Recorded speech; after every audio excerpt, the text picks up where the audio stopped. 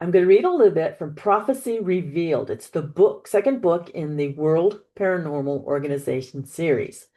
And this is the continuation of Clary's story. So let's peek in. On Tuesday morning, Clary awoke excited and nervous.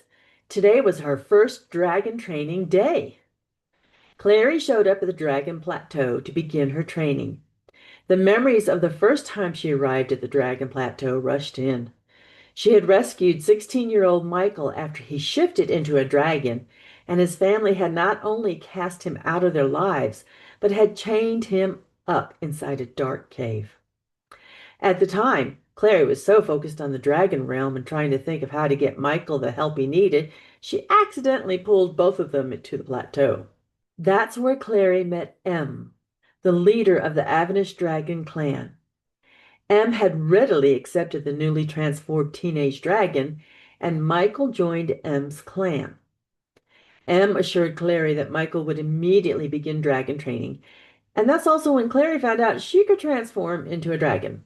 Unfortunately, she became a neon pink dragon, a color that Clary despised.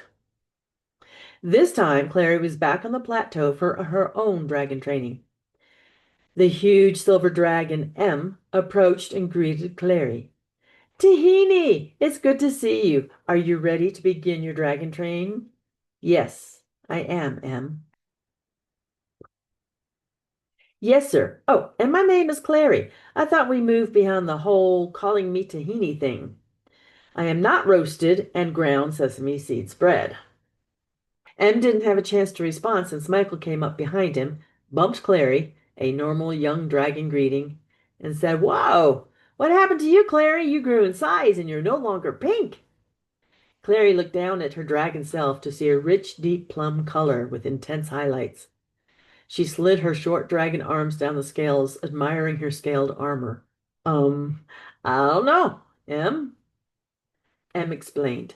Since you're now recognizing your dragon aspect, you are no longer the bright neon colors of fledglings. The fledglings' bright colors make them easier to keep an eye on.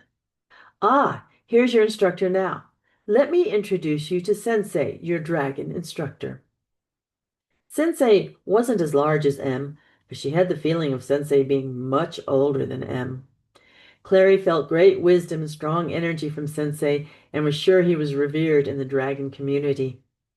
Sensei was a purple so dark one might think it leaned towards black.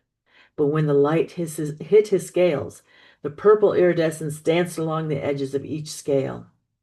He bowed his head slightly at Clary. Clary bowed back. Sensei, thank you for taking on the task of teaching me. I must admit, I wasn't too sure about teaching someone that's already an adult, but I like a good challenge. Clary could feel the humor behind his words. I hope I am worthy, she bowed her head again. Clary looked up and saw a massive matte black-colored dragon in the sky and noticed it was aiming straight for her. Even high in the air, his presence was unmistakable. The male dragon was as black as Vanta black paint that absorbs over 98% of light. It looked as if the male dragon's black scales swallowed light. The dragon seemed fixated on Clary. He landed next to her and aggressively tried to knock her over into a submissive position to declare a bonding, and it ticked her off. She managed to push him off. He bellowed, I declared my intent long ago. You are to be mine. Clary evaded him and flew off. She landed on the face of a nearby mountain. Clary's scales began vibrating, creating a shimmering effect. This was the dragon's warning to others to show how angry she was. But the black dragon continued to pursue her. She dropped and flew back to the plateau. She noticed that M, Sensei, and Michael hadn't moved. Furious, she landed in front of M and Sensei. What the heck is going on? Why did that creep attack me? Why didn't anyone help me? Sensei told her we cannot interfere. That is Albie, and he has made the declaration of claiming, and he has claimed you. She shook her dragon head back and forth. No, I don't think so. He does not get to claim me. And I certainly have a say as to whom I bond, mate, or whatever with. Period. Without any emotion, Sensei shared. It is the way of the dragon, and it has been for millennia. That's bull hockey. Even with animals of my dimension, the female can reject a male. Well, I reject that big, archaic bully. And I reject that antiquated belief system and the cavalier attitude that so callously disregards the female's rights. Sensei continued, You could learn to love him. No, not when my heart belongs to another. Clary shifted back to her human form. And who is that? Sensei queried. Clearly shaken by her own pronouncement, she replied, I don't want to discuss this anymore. I'm going home. Don't expect me back unless that bully will leave me alone. Not only did Sensei's question bother her, but her own verbal omission shook her. She knew that the words coming out of her mouth when working with clients sometimes applies to her as well. But this time, there was no client. It was like her subconscious mind grew tired of Clary playing hide and seek with her own heart and decided to blurt out her deep truth on the matter. I'll deal with this later. I'm too angry about Albie's stunt to claim me right now. Clary grumbled as she alternated between stomping back and forth and doing laps around her kitchen, living room, hallway, and back to the kitchen. Misogynistic males, stupid dragons, it's the 24th century, for heaven's sakes. Claiming a female. Positively barbaric. I'm so annoyed I could just... She threw up her hands. I mean, seriously, somebody needs to jerk all of them out of the past. Clary, lost in her own tirade, spun around to reverse her stomping path and found herself in the dragon realm. Clary, are you okay? Michael asked after she popped in. What? Clary was distracted by an idea forming. She needed to talk to the maroon-colored dragon named Arya. She met Arya after the dragon came to help battle the beasts out at Mystery Ranch. Oh, hi, Michael. It's good to see you. Can you tell me where I can find Arya? Arya was M's second in command, but better yet, she was a female who was well respected.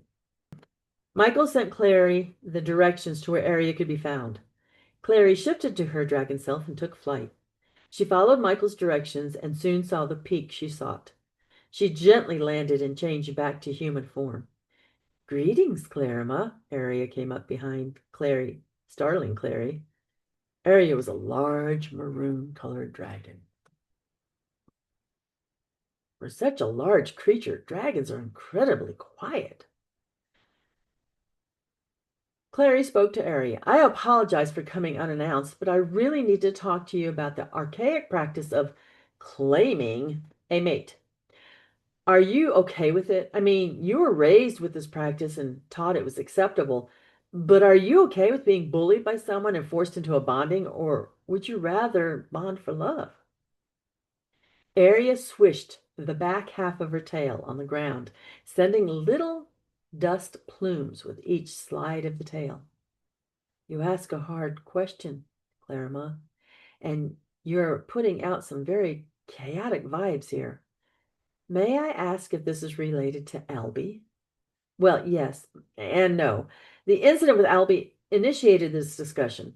But the more I thought about it, the more I realized that forcing anyone to do anything they're not comfortable with isn't necessarily a healthy thing. And male dominance over females is a very old and outdated concept. Or am I wrong in this instance? Arya quit swishing her tail. Dragons are very set in their ways and had to do this in order to survive, Clarima. Or so they claim. The process was to protect the species. Only the strongest males could reproduce. Having said that, I personally feel we should bond because of love. As you know, we dragon bond for life, and a life with a being you're not compatible with is a lonely and long existence. Yes, I knew it. I would very much like to talk to the entire population of single female dragons, please. If they all agree, I think it's time for a change. Can you set up a time and place for us to meet without male dragon interference? Clary shivered at the sight of what she thought was Arya smiling in her dragon form. She thought, I don't think I've ever seen a dragon smile. It's kind of creepy. I would love to, Clarima.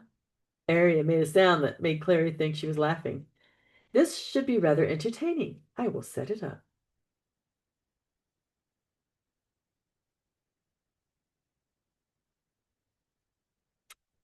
Might want to check in to see, because rumor has it Clary starts a revolt.